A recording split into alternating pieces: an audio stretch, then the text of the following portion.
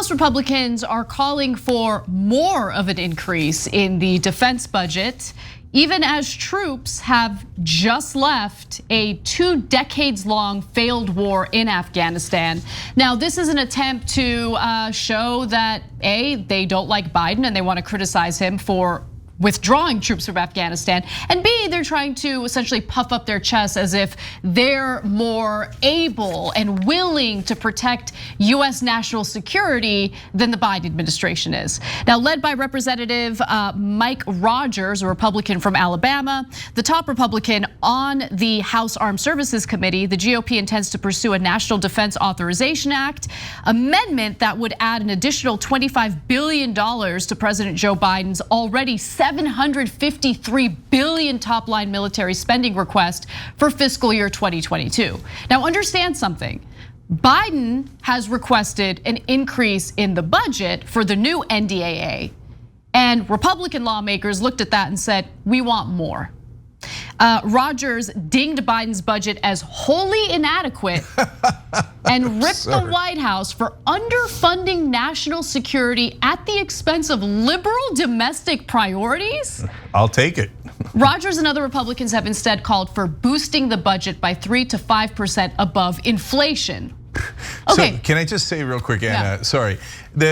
He's like, these liberals, they care about domestic priorities, things that would help you in your life, you and your kids. We don't want that. We got to build more ships for the Navy so that Raytheon and Lockheed Martin can get paid. Bunch of libs. And understand what he's saying there. He's not, and I'll give you the details on what they propose to fund with this additional $25 billion increase.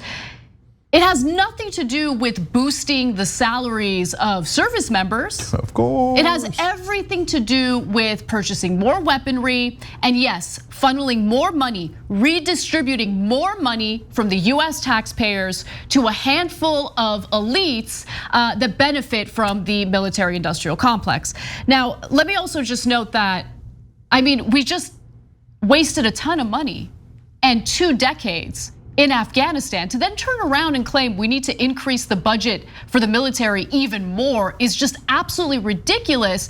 And if Democrats were competent in their campaigning, they would take that statement by Mike Rogers, the one where he's essentially criticizing lawmakers for wanting to be focused on domestic issues that actually benefit the American people. They would take that statement and they would use it in their campaigning.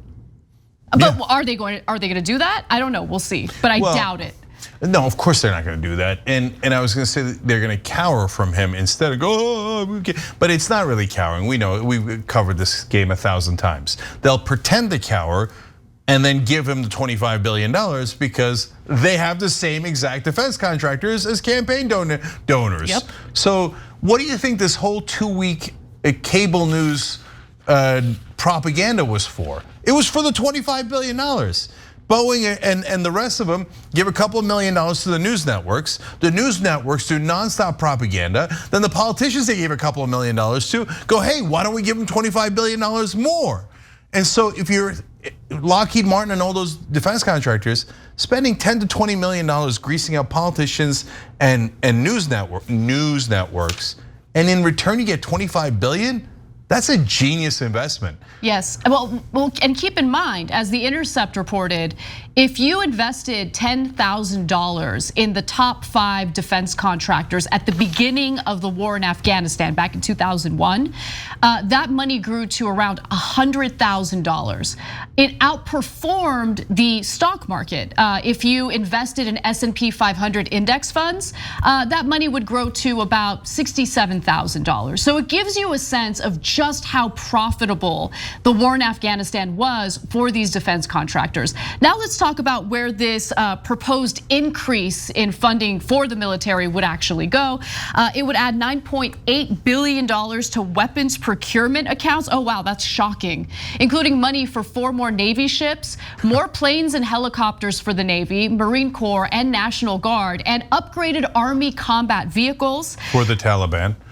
I mean, a lot all that weaponry that we provided to the Afghan military that no longer exists is now in the hands of the Taliban. So that's what Cenk is referring to.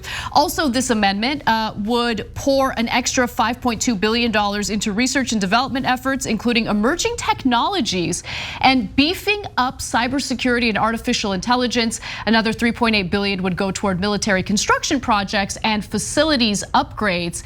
And based on the statement by Representative Rogers, you would think, wow, I mean, maybe we've been really underfunding, the Pentagon, the military for a while. It sounds like a dire situation.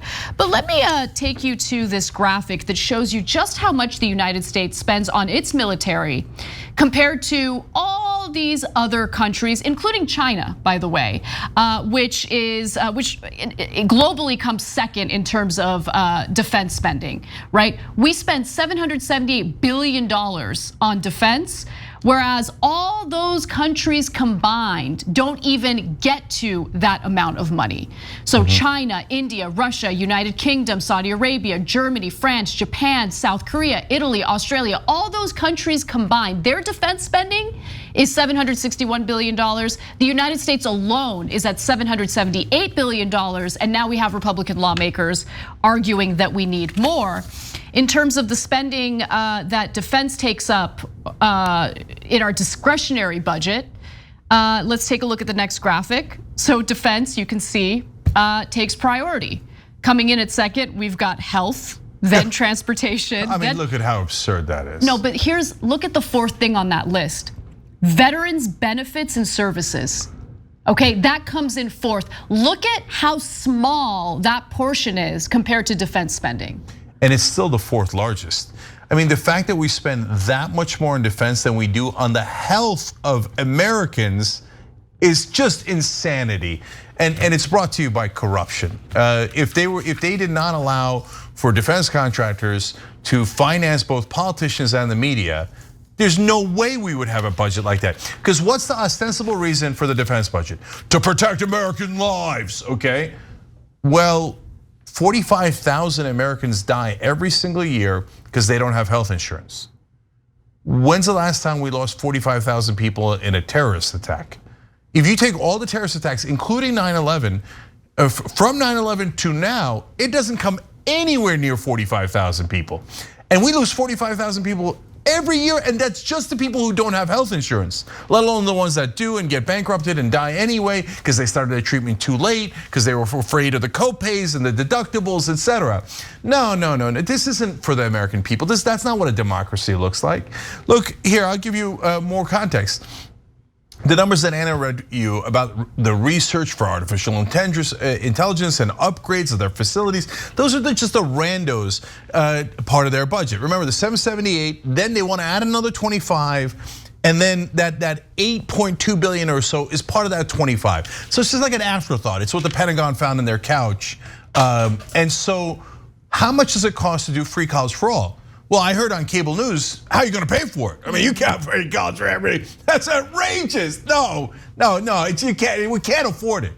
It costs about 7.5 billion a year, less than the chump change buried into the addition of the already gigantic Pentagon budget. So when cable anchors tell you, cable actors pretending to be news anchors, tell you that we can't afford things for you and your family, understand that they are lying. We can afford it. And then when they tell you, oh, we should have stayed in Afghanistan longer. Did any of them, did Jake Tapper ever ask, how are you gonna pay for that? Nope. Jake Tapper is the #1 guy when Bernie Sanders was running. How are you gonna pay for it? Oh yeah, you owe health for Americans. How are you gonna pay for it? Education for your kids. How are you gonna pay for it? $2.3 trillion flushed down the toilet. In these nonsense wars, it's gonna be up to $6 trillion by the year 2050 because of interest and other payments. Jake Tapper and no one else on cable news, including Rachel Maddow, never asked, how are you gonna pay for that, okay? There are no journalists on television, turn it off. Thanks for watching The Young Turks, really appreciate it. Another way to show support is through YouTube memberships. You'll get to interact with us more. There's live chat emojis, badges. You've got emojis of me, Anna, John, JR, so those are super fun. But you also get playback of our exclusive member-only shows and specials right after they air. So all of that, all you gotta do is click that join button right underneath the video. Thank you.